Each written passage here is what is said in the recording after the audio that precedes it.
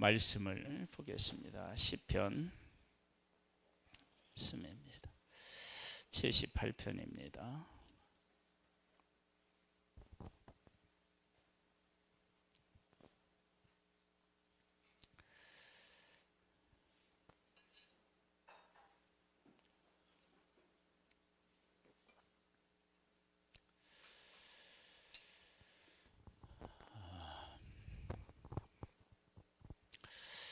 하나님을 믿는 사람이 하나님을 믿는 사람의 그 발자취를 생각해 본다는 것은 아주 중요한 일이죠. 시편 78편은요, 후대의 하나님의 사람들이 그들의 선조들이 출애굽했고, 그리고 광야를 통과하는 과정, 그리고 그 이후의 삶에 대해서 돌아보면서 그들이 이렇게 잘못했다, 그것을 이야기하고 있어요. 근데 이 이야기가 중요한 게 뭐냐 그러면, 그런 이야기를 내가 해놓고 내 삶은 어떠냐 라고 하는 거예요. 이건 대단히 중요할 수밖에 없어요. 왜냐하면 다른 사람을 평가하면서 나 자신의 삶을 돌아보지 못한다, 그러면은 다른 사람의 삶을 평가하는 의미가 없겠죠. 한번 볼까요? 먼저 어디부터 보시냐면요, 12절로부터 한번 보세요. 옛적에 하나님이 애굽 땅 소환들에서 기이한 일을 그들의 조상들의 목전에서 행하셨으되, 그가 바다를 갈라 물을 무더기같이 서게 하시고 그들을 지나가게 하셨으며, 하나님이 베푸신 놀라운 일을 이야기하고 있습니다. 이 일에 대해서 하나님의 백성들도 그 당시에 그 일을 보았을 때 놀라워했습니다. 놀라워했는데 얼마 지나지 않아서 그 하나님을 잊고 원망하고 불평하는 모습을 보게 됩니다. 왜 그런 현상이 일어나냐, 금방 내보고, 특별히 홍해를 육지로 건넌 후에는 온 이스라엘이 하나님을 정말 온 힘을 다해서 찬양을 합니다. 그런데 쓴물 앞에서 하나님을 원망하고 광야에서 또 하나님을 원망하게 돼요. 왜 이런 현상이 일어나느냐 그러면, 하나님을 우리는 한 번의 하나님이 일하신 것을 보면 우리의 믿음이 엄청난 그 도약을 했다고 착각합니다. 여러분, 하나님이 하신 기적, 죽은 자를 살리셨다, 그런 일이 내 눈앞에 일어났다, 그러면 그것을 보고 나면 막 우리가 부활의 믿음 안에 막 견고히 설 것 같죠? 안 그렇습니다. 전혀 그렇게 되지가 않습니다. 마치 무엇과 같으냐면요, 뛰어난 연주자가 와서 연주를 해요. 너무 감동을 받았어요. 그 감동받은 것과 내가 연주하는 건 전혀 다른 문제입니다. 그러니까 믿음도 내 앞에서 죽은 자가 살아나도 그걸 내가 거기에 관여해서 한 일이 아니면 그 일이 내 일이 되는 것이 어렵습니다.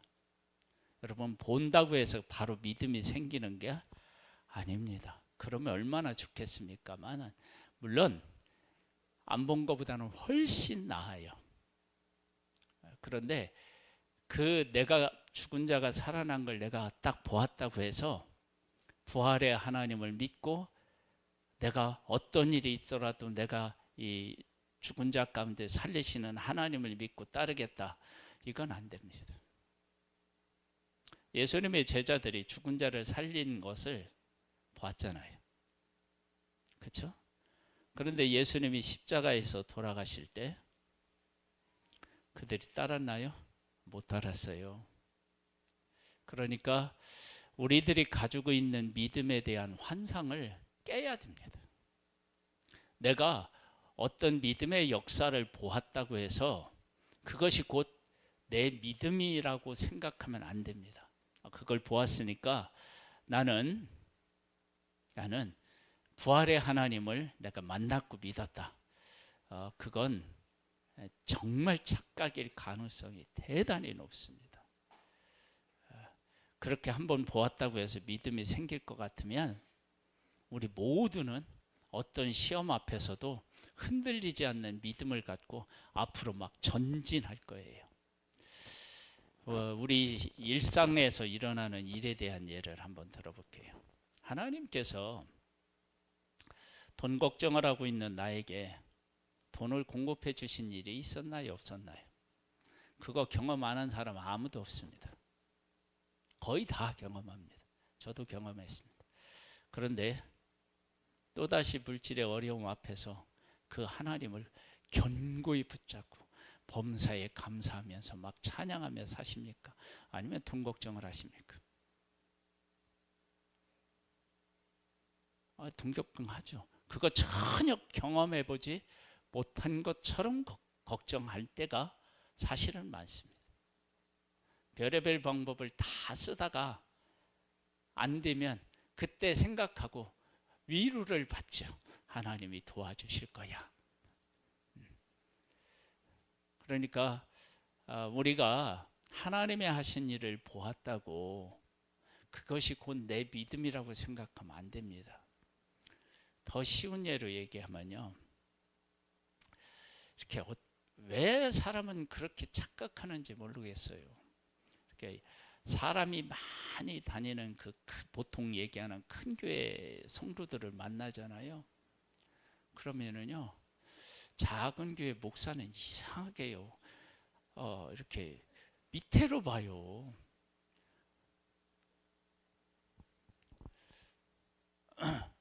그리고 자기들이 큰 교회를 이룬 장본인처럼 막 자기들의 믿음이 대단한 것처럼 생각해요. 여러분, 큰 교회 다닌다고 여러분 내 믿음이 큰 믿음 아니에요. 그거 엄청난 착각이에요. 그리고 또 작은 교회 다니면은요, 믿음이 있으면서도 믿음이 없는 것처럼 생각해요.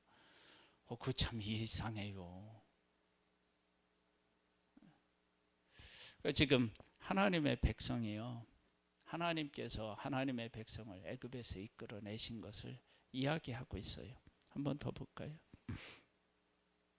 낮에는 구름으로 밤에는 불빛으로 인도하셨으며 광야에서 반석을 쪼개시고 매우 깊은 곳에서 나오는 물처럼 흡족하게 마시게 하셨으며 또 바위에서 시내를 내사 물이 강같이 흐르게 하셨으나, 이렇게 하나님이 하셨대요. 놀라운 일을 하셨대요. 그런데 그들은 계속해서 하나님께 범죄하여 메마른 땅에서 지존자를 배반하였도다. 하나님이 이렇게 놀라운 기적을 베풀어 주셨는데 매 순간 하나님을 배반했다는 거예요. 자, 후대 사람은 매 순간 하나님이 기적을 베풀어 주셨다고 하는데 그 당시의 성도들은 매 순간 하나님이 기적을 베풀어 주셨다고 여겨졌을까요?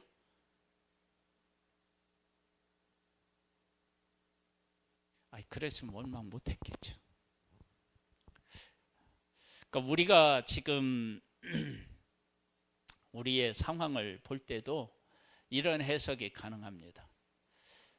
누군가가 우리를 보고는 저 사람은 정말로 하나님이 늘 도와주시네 그러고 있는데, 본인은 너도 내 처지 한번 대봐 그런 말 나오나, 이렇게 생각할 수 있는 거예요. 그러니까 지금 후대 사람들은 출애굽을 보면서 매 순간 하나님이 그렇게 그들을 도와주셨는데 어떻게 저렇게 원망하고 불평했지?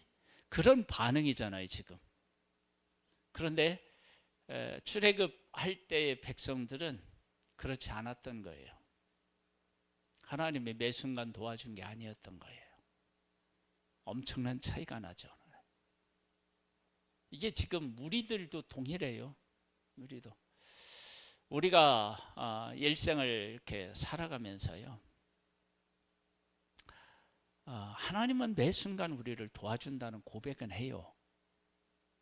그런데 실질적으로 우리의 일상에서 일어나는 일들을 대할 때는 그런 하나님이 아니에요. 단절된 하나님에 대한 그러한 것들을 느끼고 경험하는 것들이 엄청나게 많아요. 왜 하나님은 이 문제에 대해서 왜 응답 안 하시나? 근데 하나님은 한 번도 우리를 실망시킨 적 없으셔요. 우리 찬양도 하잖아요. 근데 그게 사실인데, 근데 우리는 우리의 삶의 현장에서는 그걸 그렇게 느끼고 고백하는 것은 다른 문제예요. 그건 믿음의 깊이가 있지 않으면 절대로 느낄 수가 없고 고백할 수가 없습니다. 왜냐하면 현실은요, 피부에 와 닿으니까. 이게 하나님, 내가 현실에서 살아가는 그 일은 피부에 와 닿아요. 그러니까 그게 더 커 보이는 거예요. 특별히 죄인인 우리들에게는 더더욱 그렇습니다. 더더욱. 그들은 계속해서 하나님께 범죄하여 메마른 땅에서 지존자를 배반하였도다. 어디에서 배반했대요? 메마른 땅에서 배반할 만하죠. 그렇잖아요. 그런데 후대 사람들이 봤을 때는 메마른 땅에서 배반하면 안 되었다는 거예요. 왜냐? 구름 기둥도 있고 불 기둥도 있고 만나도 있고 반석에서 물도 내고, 이런데 그게 메마른 땅이냐는 거예요. 그런데 하나님의 백성들이 밟고 있는 땅은 무슨 땅이었어요? 메마른 땅이었어요.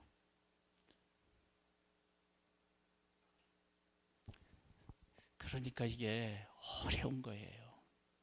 내가 밟고 있는 땅은 어떤 땅이에요? 메마른 땅이에요. 내가 밟고 있는 땅은. 그런데 후대 사람이 볼 때는 그 메마른 땅을 땅이라고 생각하고 있어 원망하는 것을 하나님을 배반한 거라고 얘기하고 있어요. 그건 메마른 땅이 아니었다는 거예요. 후대 사람들이 볼 때 광야는 메마른 땅이 아니었다는 거예요. 근데 그때 당시 사람들은 광야가 메마른 땅이었던 거예요. 근데 이런 이야기는요, 그때 당시의 사람들의 이야기가 아니라 우리의 얘기예요.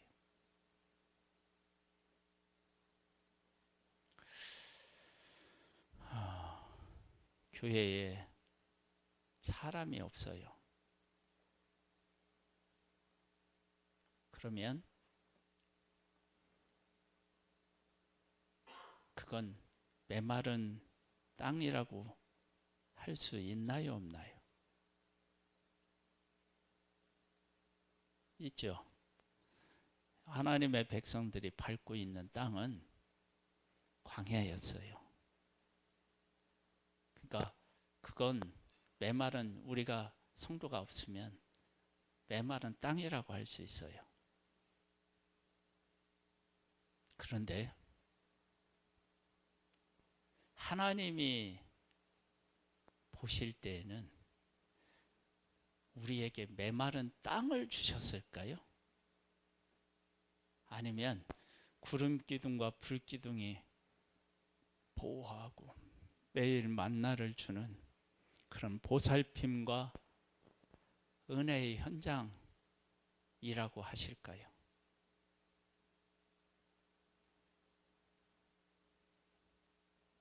어렵잖아요. 그렇죠? 여러분, 믿음은요 쉽지 않아요.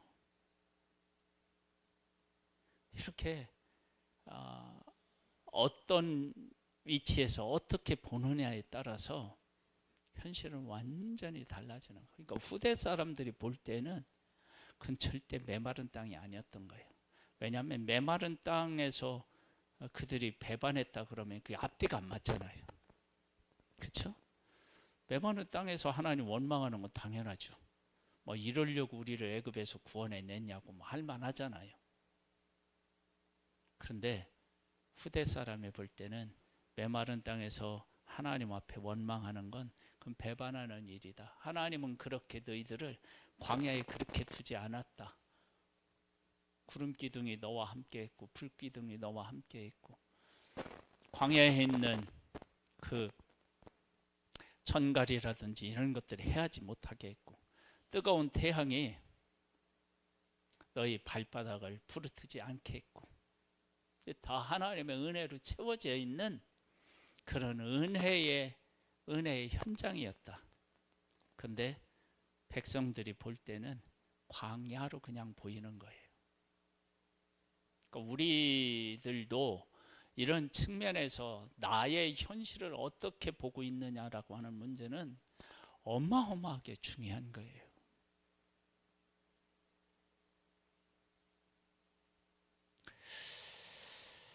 그들이 그들의 탐욕대로 음식을 구하여 그들의 심중에 하나님을 시험하였으며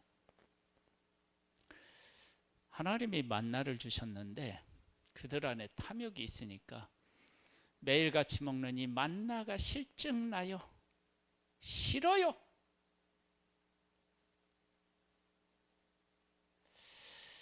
성도가 있어서요 성경 볼 시간도 없고 기도할 시간도 없는 분들은요 하나님 기도할 시간 좀 주시고 성경 볼 시간을 주세요 그럴 거야. 그런데 얼마든지 그 복된 시간을 가질 수 있는 사람은 왜 성도가 없느냐고 또 원망하는 거예요. 이게 참 이거 아이러니예요. 아이러니에. 그렇죠? 마음껏 기도할 수 있는 환경에 있을 때 마음껏 기도하는 사람이 몇 명이나 될까요? 마음껏 성경을 읽을 수 있는 환경에 있는 사람이 마음껏 성경을 읽는 사람이 얼마나 될까요? 원망할 다른 걸 찾고 있겠죠. 이제 그러한 모습들을 이 말씀, 지난날의 그 조상들의 삶을 보면서 나를 보는 거예요. 나를. 욕심대로 음식을 구했대요. 욕심대로 음식을 구하니까 광야는 짜증나는 거예요. 응? 양념이 있냐? 광야에? 에? 메추라기라고 하는 고기는 먹지만 야 소고기 있냐? 에? 없잖아. 그렇죠? 원망할 만하잖아. 원망할. 우리가 소고기를 안 먹은 지가 지금 몇 년인 줄 알아?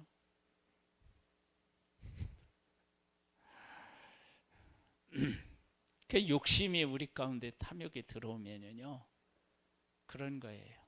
하나님이 주시는 놀라운 기적이 기적으로 여겨지지가 않는 거예요. 그건 당연한 거지. 만나도 안 주실 것 같으면 이 광야로 보내시면 되겠어?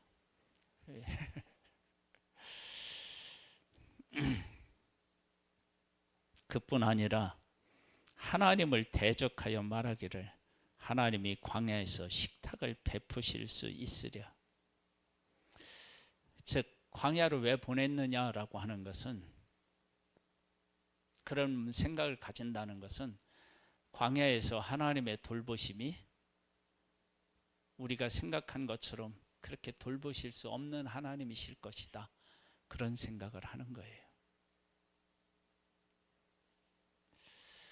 여러분, 하나님은 없는 데서 있게 하시는 분이시거든요. 그걸 하나님은 성경책을 딱 열면 말씀하셨어요. 그러니까 신앙은 거기서부터 출발하는 거예요. 없는 데서 있게 하시는 하나님. 근데 우리는 그 하나님을, 저도요, 설교 시간에 이렇게 얘기해요. 미리 얘기할게요. 근데 저도 내려가면 뭐 다르지 않아요. 근데 여기서 전할 때 제가 하고 믿는 것만 전할 수는 없잖아요. 목사의 애환이 거기에 있어요.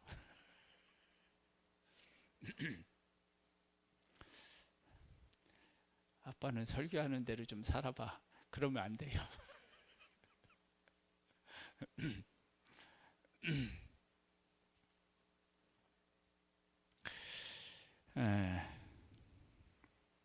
보라, 그가 반석을 쳐서 물을 내시니 시내가 넘쳤으나, 시내가 막 넘쳤대요. 그가 능히 떡도 주시며 자기 백성을 위하여 고기도 예비하시려 하였도다. 이런 그 믿음을 갖지도 않았고, 이렇게 주었는데도 그런 그것을 감사할지도 제대로 모르는 자들이었던 거예요. 여러분들, 우리가 허황된 꿈을 꾸자는 얘기가 아니에요. 하나님 안에서 내 욕심대로 무엇을 이루고자 하는 그런 허황된 꿈이 아니라, 하나님께서 우리를 인도하실 때 그 인도, 그러니까 광야로 인도하셨다는 얘기는 그 백성들을 광야에서도 책임지시겠다는 하나님의 약속이 그 안에 들어있는 거예요. 그런데 그 약속을 신뢰하지도 못하고 그것이 약속이라는 것도 모르는 거예요. 그래서 이제 우리들이 가지고 있는 하나님에 대한 제한된 지식인 거예요. 우리가 참 이게 슬퍼요, 이게. 그러니까 하나님을 믿는데 하나님이 내 안에 갇혀 있어요. 믿음을 가지고 있는 사람들은요, 하나님의 하나님 되심을 인정해요. 그런데 믿음이 적으면 어떻게 되느냐? 하나님이 내 안에 자꾸 갇혀요. 내 생각, 환경 막 이런 데 자꾸 갇혀요. 그래서 나타나는 현상이 뭐냐? 이들은 원망과 불평으로 나타나고, 우리도 그렇게도 나타나고요. 그런 것들이 우리예요. 그래서 이런 모습들을 후대 사람들이 보고 그렇게 이야기하면서, 야, 그런 너희들은 지금 그 하나님을 믿고 어떻게 살아가고 있느냐라고 하는 질문을 할 때, 우린 다르게 살지. 그게 어려운 거예요. 예를 하나 든다면요, 예수님하고 그 종교 지도자들하고 이야기를 하다가, 우리는요, 우리 조상들처럼요 그렇게 하나님 원망하고 그러지 않아요. 그때 예수님 뭐라고 하셨는지 아세요? 그래? 야, 그러면은 선지자들이 전한 말들 거역하고 또 하나님을 거역한 그들이 네 조상들이라고 시인하는 거네. 예수님이 그렇게 하셨다고요. 즉 뭐냐면, 그들이 너희들 조상이라고 그렇게 얘기한다는 것은 너희들도 지금 그들하고 다르지 않는 삶을 살고 있다고 예수님 말씀하시는 거예요. 그래서 우리들의 신앙을 정말 객관적으로 잘 볼 수 있어야 됩니다. 이게 감정에 치우치면 안 됩니다. 물론 하나님께서 우리에게 감정을 주셨기 때문에 하나님이 일하신 걸 통해서 막 기쁨을 느끼고 감사할 수 있어요. 그런데 신앙을 평가할 때는 그렇게 하면 안 돼요. 그렇게 정확하게 내가 하나님을 정말로 믿고 있는지. 베드로는 내가 죽을지언정 주님을 따르겠습니다. 그것이 거짓말이 아니었다고 봐요. 진짜 그런 마음을 가졌는데 예수님이 메시아로서 무슨 일을 하실지에 대한 정확한 데이터가 그에게 없었어요.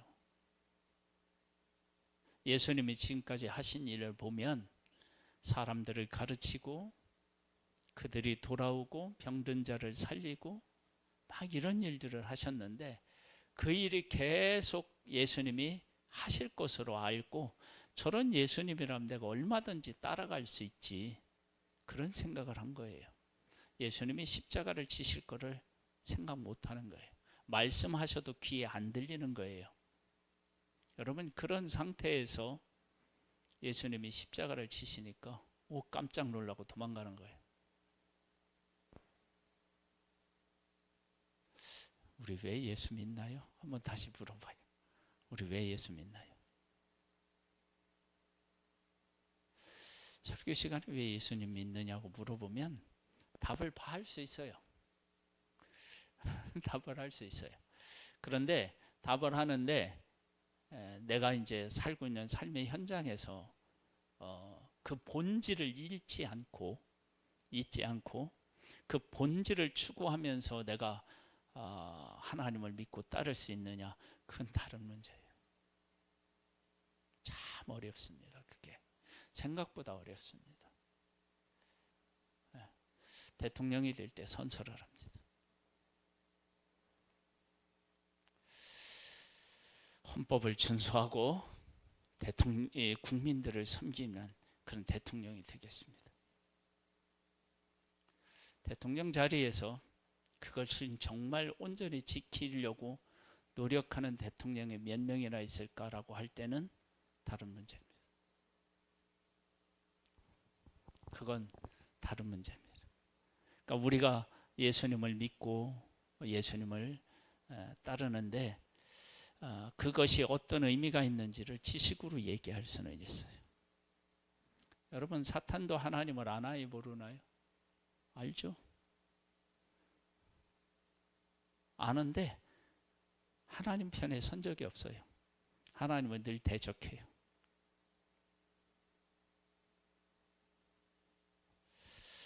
그래서 우리가 정신을 바짝 차려야 됩니다. 이거 후대 사람들이 출애굽한 그 조상들을 놓고 평가하고 있어요, 지금. 자, 더 보겠습니다. 그뿐 아니라 하나님을 대적하여 말하기를 하나님이 광야에서 식탁을 베푸실 수 있으랴. 보라, 그가 반석을 쳐서 물을 내시니 시내가 넘쳤으나 그가 능히 떡도 주시며 자기 백성을 위하여 고기도 예비하시려 하였도다. 하나님이 다 주셨어요. 그러므로 하나님께서 듣고 노하셨으며 야곱에게 불같이 노하셨고 또한 이스라엘에게 진노가 불타 올랐으니 이는 하나님을 믿지 아니하며 그의 구원을 의지하지 아니한 때문이로다. 하나님의 구원, 하나님의 그 지금도 함께 하시고 역사하시는 것, 이런 것들에 대해서 전혀 인식하지 못하고 지내는 거예요. 이게 이제 문제가 되죠. 그래서 하나님이 어떻게 하셨다고요? 하나님이 뜨고 노하셨는데 불같이 노하셨대요. 그러니까 하나님께서 그 백성을 애굽에서 이끌어내서 광야를 지금 통과케 하고 계시는데 그런 하나님에 대해서 전혀 몰랐기 때문에 불같이 노하신 거 아니겠어요? 어떻게 그렇게 모를 수가 있을까요? 그런데 하나님을 제대로 모르면 우리가 알고 있는 모든 것들은 무엇과 같으냐? 모래성과 같아요. 파도가 한번 오면 그냥 쓸려가서 아무것도 우리가 만들어 놓지 않은 것처럼 이렇게 돼버립니다. 그러니까 하나님을 모르는 상태에서 믿으면요, 그건 믿음이 아니에요. 그래서 초신자들이 가지고 있는 불같은 믿음은요, 위험해요. 그게 왜냐하면 하나님이 어떤 하나님이신지를 제대로 모르는 상태에서 가지고 있기 때문에 그래요. 그것들이 어떻게 되냐, 끝까지 다듬어지고, 그래서 하나님이 어떤 하나님이신지에 대해서 정말로 알 때 비로소 뭐가 생기느냐면 믿음이 생깁니다. 그래서 우리들 가운데 어떤 한 가지를 보고 막 믿음이 대단하게 된 것처럼 착각하면 큰일 납니다. 그것이 정말 믿음이 되는 사람이 있습니다. 그런데 그렇게 한번 경험했다고 해서 믿음에 이르는 거 아닙니다. 그랬으면 얼마나 좋겠어요. 저도 그렇게 하나님이 하신 일을 보고 믿음이 막 생겼더라면 저도 막 조용기 목사님처럼 막 그렇게 됐을지도 몰라. 근데 그게 안 되는 거예요. 내 얘기인가요? 제 얘기하니까 막 고개를 끄덕거리는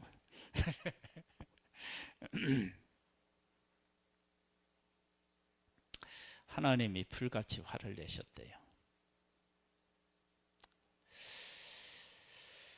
믿지 아니했는데 23절에 보니까 이렇게 말씀하시네. 그러나 그가 위에 궁창을 명령하시며 하늘 문을 여시고 그들에게 만나를 비같이 내려 먹이시며 하늘 양식을 그들에게 주셨나니 사람이 힘센 자의 떡을 먹었으며 그가 음식을 그들에게 충족히 주셨도다. 하나님은 어떻게 주셨다고요?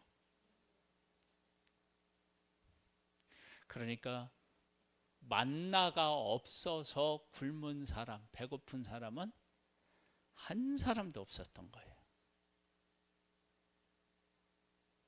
그런데 하나님의 백성들이 탐욕을 부리니까 우리는 이제 매일 먹는 만나가 지겹다, 이렇게 나오는 거예요.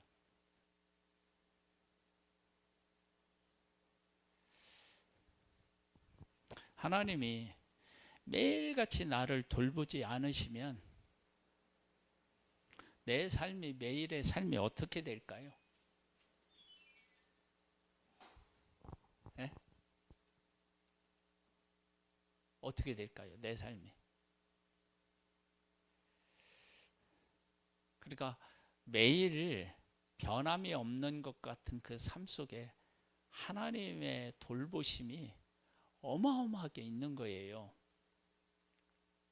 근데 내가 욕심이 들어오면 하나님은 이것도 안 해주시고 이건 또 왜 이렇게 해주시고 막 이제 그런 막 불평불만이 생기는 거예요.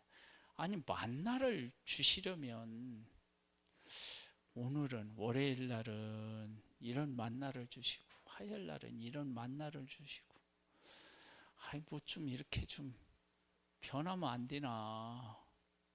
맨날 똑같은 거 주냐? 그렇게 능력이 많으시면 요일별로 주면 얼마나 좋아. 맨날 매출하기만 보내주면 어떻게 해? 그냥 하늘에서 그냥 장어도 떨어지고 막 광어도 좀 떨어지고 막 그러면 얼마나 좋아. 아니, 홍해에 있는 그 매출하기 몰아오실 것 같으면 거기 있는 물고기도 좀 다양하게 보내주면 얼마나 좋아요. 우리가 사실 그러고 있어요 지금요.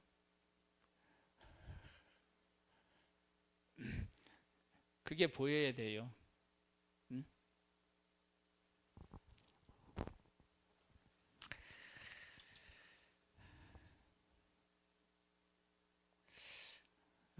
여기 이렇게 나오네요. 26절에 보면 그가 동풍을 하늘에서 일게 하시며 그의 권능으로 남풍을 인도하시고 먼지처럼 많은 고기를 비같이 내리시고 나는 새를 바다에 모래같이 내리셨도다. 어마어마한 기적을 베푸신 거예요. 그가 그것들을 그들의 진중에 떨어지게 하사 그들의 거처에 두르셨으므로 그들이 먹고 심히 배불렀나니 하나님이 그들의 원대로 그들에게 주셨다. 아니, 그들의 원대로 주셨다는 얘기는 뭐냐면 배고프지 않게 하셨다는 거예요. 그런데 30절에 보면요, 그러나 그들이 그들의 욕심을 버리지 아니하여 그들의 먹을 것이 아직 그들의 입에 있을 때에 하나님이 그들에게 노염을 나타내사 그들 중 강한 자를 죽이시며 이스라엘 청년을 쳐 엎드러뜨리셨도다. 이러함에도 그들은 여전히 범죄하여 그의 귀한 일들을 믿지 아니하였으므로 하나님이 그들의 날들을 헛되이 보내게 하시며 그들의 횟수를 두려움으로 보내게 하셨다. 광야에서 빙글빙글 돌게 하셨다는 거예요. 왜? 못 깨달으니까. 그러니까 우리가 빨리 깨달으면 어떻게 될까요? 네, 속히 벗어나는 거예요. 그 광야가 40년인 것은요, 하나님의 계획이 40년이 아니었어요. 근데 그 40년을 만든 게 누구냐면 이스라엘 백성인 거예요.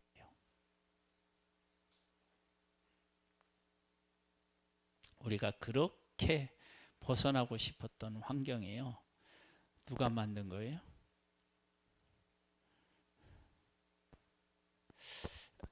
최소한도 이러한 답은 우리가 사실은 가지고 있어야 됩니다. 바울이 가시 때문에 3번 기도했잖아요. 저 3번 기도는 저는 특별 기도가 3번이었다고 생각해요.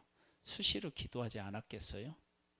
네, 하나님 이 가시 없게 해주세요. 특별 기도, 우리로 말하면 작정 기도를 했다고 생각해요. 근데 첫 번째, 두 번째는 답이 없었어요. 답이 없었는데 사실은 하나님이 이미 답을 주셨어요. 근데 바울이 깨닫지 못했죠. 그러니까 하나님이 3번째는 그냥 솔직하게 다 얘기하셔요. 야, 네가 약할 그때 꼭 강해. 너 복음 전할 때 그 일 아니었으면 네가 알고 있는 복음 그냥 앵무새처럼 전할 수 있었겠지. 근데 그 가시 때문에 사람들한테 복음을 전하려고 할 때마다 아이고 이게 또 이 생기면 어떡하나, 하나님 도와주세요 막 간절히 너 찾았지. 그렇게 간절히 찾아서 복음의 역사가 일어났던 거야. 하나님 그걸 몰랐네요. 이후로는 내가 하나님을 더 의지하겠습니다. 그렇게 이제 바울이 깨달아 알게 되잖아요. 그러니까 우리들의 신앙이 하나님이 하시는 일을 통해서 하나님을 깨달아 알아야 되는데, 하나님이 하신 일을 통해서 하나님을 아는 것이 생각보다 어렵습니다. 왜냐하면 하나님이 어떤 일을 하셨을 때 그 일에 우리의 마음을 빼앗기고요, 하나님을 알려고 하는 그런 마음들이, 진지한 마음들이 사실 우리에게 그렇게 많지가 않아요. 우리 교회에 하나님 앞에 막 부흥을 달라고 기도했어요. 하나님 부흥을 주셨어요. 그럼 너 부흥하고 너 뭐 할래? 사람이 많이 오면 너 뭐 할 건데? 왜 부흥을 원하는데? 그걸 물어보면요, 정확하게 하나님의 의도를 알고 대답하는 사람이 몇 명이나 될까요? 부흥을 위해 기도하지만 왜 부흥을 위해서 기도하는지는 잘 몰라요. 이게 정말이라니까, 우리 현실이라니까. 하나님 앞에 돈을 달라고 기도해요. 하나님 돈을 주시면 이것도 하고 저것도 하겠대요. 그런데 진짜 하나님이 돈 주었을 때 그렇게 하는 사람은 이게 쉽지가 않은 거예요. 우리의 삶이 하나님 안에서 바르게 세워지는 이 일에 그래서 항상 깨어 있어야 됩니다. 그리고 하나님의 은혜를 구하지 않으면 안 됩니다.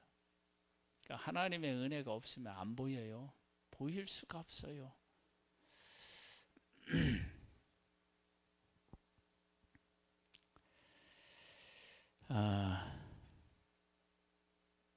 37절입니다. 이는 하나님께 향하는 그들의 마음이 정함이 없으므로 그의 언약에 성실하지 아니하였음이로다. 오직 하나님은 긍휼하심으로 죄악을 덮어 주시어 멸망시키지 아니하시고 그의 진노를 여러 번 돌이키시며 그의 모든 분을 다 쏟지 아니하셨으니 그들은 육체이며 가고 다시 돌아오지 못하는 바람임을 기억하셨습니다. 예, 여러분, 하나님의 백성은요, 그렇게 하나님이 기적을 베푸시는 그 의도를 몰랐던 거예요. 왜 하나님이 만나를 주실 때 만나에 대한 법을 허락하셨을까요? 해가 쨍 뜨기 전에 가서 구워해야 되고, 그날 양식은 그날 먹어야 되고요. 그 이튿날 남기면은요 벌레가 생기고 냄새가 나고 그래요. 그리고 6일째에는 이틀분을 거두는 거예요. 자, 보세요. 왜 그렇게 하셨느냐? 그러면 하나님이 만나를 주시는데 이 주신 이 만나를 어떻게 해야 되냐면 하나님의 말씀대로 삶에서 적용해야 돼요. 이 말씀이 삶에 스며들어와야 된다고요. 그러니까 만나를 내려주시는 거로 끝이 아니라 이 만나가 하나님의 말씀대로 그들의 삶에 파고 들어가서 그것이 그들의 삶이 되어야 되는 거예요.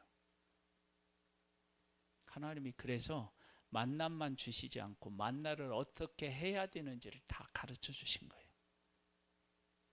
우리에도 마찬가지예요. 우리에게 무엇을 주실 때 하나님이 그것만 주시지 않고 이것이 우리의 삶에서 이렇게 순종되어져서 우리의 삶에 막 파고 들어와야 돼요. 그래야 양식이 되는 거예요. 하나님의 말씀을 거역하면요, 만나는 어떻게 되느냐? 양식이 아니에요. 썩어 벌레나고 냄새나는 것이 돼요. 그러니까 하나님께서 우리에게 주신 은혜가 은혜되지 못하는 것은 그것이 하나님의 말씀이 내 삶에서 말씀으로 열매 맺지 못하는 삶을 살면 그렇게 돼요. 후대의 자손들은 그 선조들이 애굽에서 나와서 광야를 통과할 때 하나님은 얼마나 큰 은혜를 베풀어 주셨는지를 알았어요. 근데 그때 당시의 사람들은 그걸 몰랐어요. 그래서 원망하고 불평했어요. 이 이야기를 고백하는 후대 사람들이 지금 나에게 베풀어 주신 은혜를 제대로 깨달아 알고 그 가운데 살았느냐 사느냐라고 하는 문제는 또 다른 문제예요. 우리도 마찬가지예요. 우리도 내가 하나님의 말씀 안에 지금 살고 있느냐, 그 말씀을 내 삶에서 정말로 실천하고 있느냐라고 하는 문제는 다른 문제예요. 그래서 하나님의 말씀으로 나를 돌아보고 그 말씀이 내 삶이 되어야 돼요. 만나가 하나님의 말씀에 순종할 때 양식이 돼요. 근데 하나님의 말씀을 거역한 만나는 양식이 아닙니다. 고통이 됩니다. 그것을 하나님의 백성이 광야에서 매일같이 훈련받은 거예요. 이것이 하나님의 훈련이라고 하는 사실을 깨달아 안 사람은 약속의 땅에 들어갈 자격이 있고요. 하나님의 말씀이 우리에게 내려주셨는데 이 말씀에 순종하지 않으면 지금 다 죽잖아요. 그치? 광야에서 죽잖아요. 말씀에 순종하지 않고 그러면 이렇게 죽는다. 그걸 매일같이 보여주었는데도 모르는 거예요. 그걸 깨달은 20세 이하와 새로 태어난 자들은 약속의 땅에 들어가서 전쟁을 하는데 딱 한 번 패하잖아요. 다 이겨요. 왜? 하나님의 말씀을 따라 그들의 삶이 사라지는 거예요. 그러면 어떻게 되느냐? 승리하는 거예요. 우리의 삶이 하나님의 말씀과 의도를 깨달아 알고 그것이 내 삶이 되어서 승리하는 삶이 되시기를 주님의 이름으로 축복합니다. 자, 우리 찬양을 드리도록 하겠습니다.